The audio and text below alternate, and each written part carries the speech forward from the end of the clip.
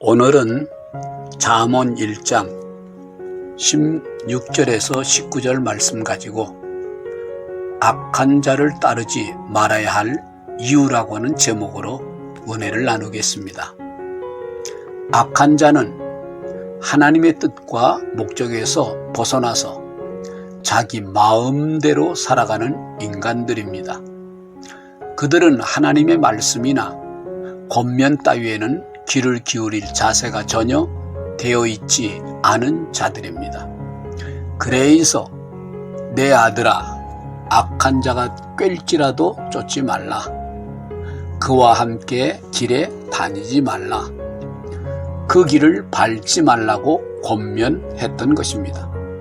악한 인간들과 어울리면 자신도 악해지고 결국은 불행을 자초하게 되기 때문입니다. 아무리 좋은 고구마라 할지라도 썩은 고구마와 함께 있으면 금방 자신도 썩어버리고 마는 것입니다. 그러면 구체적으로 왜 악한 인간들과 어울리지 말라고 말씀하는지 그 이유를 알아보겠습니다. 첫째로, 그들은 다른 사람을 해치는 악한 길로만 가기 때문입니다. 대저 그 발은 악으로 달려가며 피를 흘리는데 빠름이니라. 악이란 바람직하지 못한 것 또는 나쁜 것을 말합니다. 이 단어는 라하라는 단어에서 온 것인데 그 뜻에는 다음과 같은 의미가 있습니다. 첫째로, 불쾌하게 하다. 상대방의 감정을 심히 상하게 만들어 불쾌감에 사로잡히게 만드는 것입니다. 둘째는 상하게 하다. 다른 사람들에게 상처를 입혀 위해를 가하고 괴롭히는 것을 가리킵니다. 셋째는 깨트리다. 상대방이 가지고 있는 아름다운 환경과 상태를 부서뜨려서 망가지고 못쓰게 만들어 놓는 것입니다. 악인들은 선하고 좋은 것을 찾아가는 법이 없습니다. 오히려 하나님의 사역의 반대 길로 가는 자들입니다.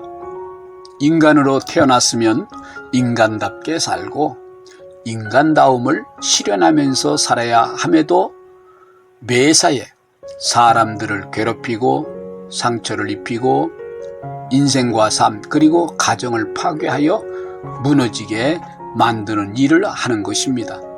본질이 악한 인간들은 매사에 악한 일에 달려가고 사람들에게 상처 주고 위해하는 일을 서슴없이 행하는 것입니다. 시편 1편에서는 악인들은 바람에 나는 겨와 같도다. 악인들의 길은 망하리로다 라고 했습니다. 그러므로 복 있는 신앙인들은 악한 길에 빠른 인간들과 함께 어울리지 말아야 합니다. 선을 창조하며 살아야 할 사람이 악을 만들어내는 자들과 같아져서는 안 되기 때문입니다.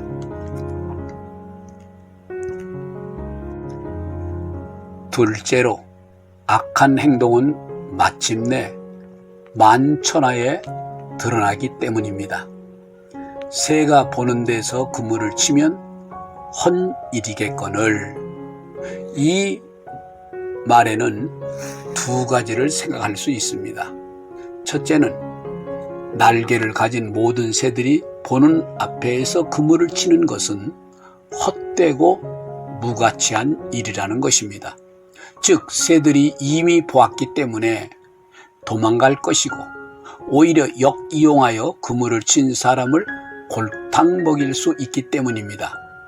둘째는 자신은 은밀하게 그물을 치고 있지만 온 천하의 눈들이 보고 있어서 결국에는 발각되고 드러나게 된다는 것입니다. 은밀하게 행하는 악한 일들이 처음에는 이익을 얻게 하고 큰 횡재를 가져다 줄 수 있습니다. 그러나 결국에는 남는 것이 없을 것이고 헛된 수고만 한 꼴이 될 것이고 무가치한 결과만 낳게 될 것입니다. 또 하나, 아무도 모르게 행한 일이라 할지라도 반드시 드러내고 발각되게 된다는 것입니다. 예수님께서도 감추인 것이 드러나지 않을 것이 없고 숨은 것이 알려지지 않을 것이 없느니라고 말씀하셨던 것입니다. 반드시 기억해야 합니다. 모든 눈들이 보고 있다는 것입니다. 무엇보다도 하나님이 불꽃 같은 눈으로 보고 계시기에 숨어서 할 수 있는 일이란 아무것도 없는 것입니다. 숨어서 한 일은 언젠가는 반드시 드러난다는 진리를 잊지 말아야 합니다. 여기서 한 가지 더 생각해 볼 것이 있습니다. 악한 자의 그물이 쳐져 있는 것을 온 천하가 다 알고 있는데 그것을 보지 못하고 깨닫지 못하는 어리석은 자들이 가끔 있다는 것입니다.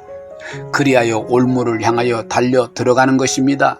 마치 새가 빨리 그물로 들어가되 그의 생명을 잃어버릴 줄을 알지 못하고 뛰어 들어가는 것과 같은 것입니다. 결국은 그물 함정에 빠져서 철장 신사가 되어버리고 마는 것입니다. 신앙인은 절대로 어리석은 자들처럼 착각해서는 안 됩니다. 뿐만 아니라 어리석은 새처럼 행동해서도 안 됩니다. 셋째는 악한 행동은 자기 자신의 생명을 해치고 죽이기 때문입니다.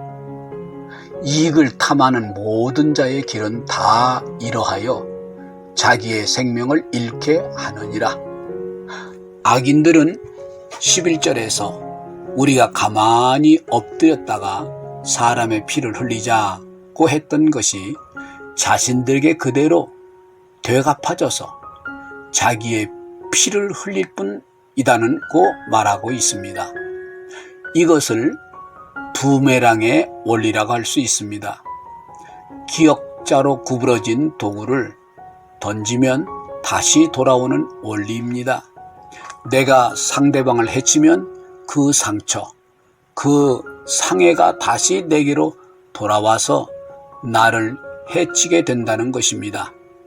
또한 이것을 인과 보응의 원리라 할 수 있습니다. 사람이 지은 선악의 행위에 대하여 반드시 자신에게 그 보응이 돌아오게 된다는 것입니다. 즉 심은 대로 거두는 원리입니다. 다른 사람의 피를 흘리게 한 사람은 자기 자신도 피를 흘리게 되는 것입니다. 이스라엘의 성군이었던 다윗을 보십시오. 자신의 욕망을 위해 밧세바를 취하고 그 남편을 전장에 보내 죽음을 당하게 했던 죄값을 톡톡히 받았던 것입니다. 나단 선지자를 통하여 책망과 함께 칼이 집안에서 떠나지 않게 되고 처들이 백주의 성폭행을 당할 것이라는 예언대로 이루어졌으며 밧세바를 통하여 낳은 불륜의 아들은 죽고 아들 압살롬의 반역으로 피난길을 떠나야 했으며 세바의 반란으로 고난을 겪는 세월을 보냈던 것입니다. 자신이 뿌린 죄악의 씨가 그대로 자라서 자신이 되돌려받게 되는 것입니다. 우리 신앙인은 항상 보응의 원리를 기억하면서 선을 심는 자가 되어야 합니다.